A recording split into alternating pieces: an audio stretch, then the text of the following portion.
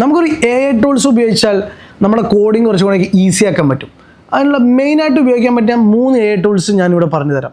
ഒന്നാമത്തെ ഗിറ്റ്ഹബിൻ്റെ കോപ്പൈലറ്റ്, രണ്ടാമത്തെ കോഡിയം, പിന്നെ നമ്മളെല്ലാവരും എപ്പോഴും ഉപയോഗിക്കുന്ന ChatGPT. ഇത് 3 ഉപയോഗിച്ചുകൊണ്ട് നമ്മളെ വെബ് ഡെവലപ്മെൻറ്റ് കുറച്ച് എളുപ്പമാക്കി പറ്റാൻ പറ്റും.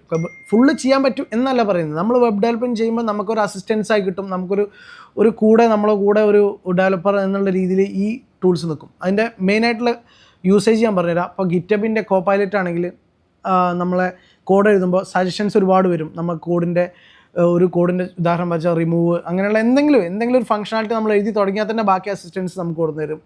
അതുകൊണ്ട് അത് ഗുണം ചെയ്യും. അതുപോലെ ലോജിക്കലായിട്ടുള്ള എന്തെങ്കിലും ഡൗട്ടുകളോ അല്ലെങ്കിൽ ബഗ്ഗോ കാര്യങ്ങളോ ആണെങ്കിൽ നമുക്ക് റെഫറൻസ് ChatGPT എടുക്കാം.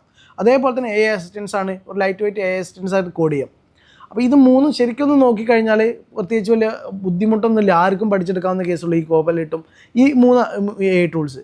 പക്ഷേ ഇത് വെച്ചിട്ട് നമ്മുടെ ഒരുപാട് സമയം നമുക്ക് സേവ് ചെയ്യാൻ പറ്റും ഡെവലപ്മെൻറ്റ് ചെയ്യുമ്പോൾ. പക്ഷേ ഇതിനൊക്കെ കൂടുതലും ഞാൻ കാര്യം പറയാം, നമ്മൾ ഡെവലപ്മെൻറ്റിൽ നമ്മൾ ശ്രദ്ധിക്കണം, നല്ല പഠിച്ചിരിക്കണം. ഇതിനെ മാത്രം ഡിപ്പെൻഡ് ചെയ്ത് ഇതൊരു അസിസ്റ്റൻസ് എന്നുള്ള രീതി മാത്രം ഉപയോഗിക്കുക. ബേസിക്കായിട്ടുള്ള കോഡ് തറവായിട്ട് നമ്മൾ പഠിച്ചിരിക്കണം. കോഡ് പഠിക്കാതെ നമുക്ക് ഇതുണ്ടല്ലോ എന്ന് പറഞ്ഞിട്ട് ഇരുന്നാൽ നമുക്കത് ഭാവിയിൽ ബുദ്ധിമുട്ടാവും.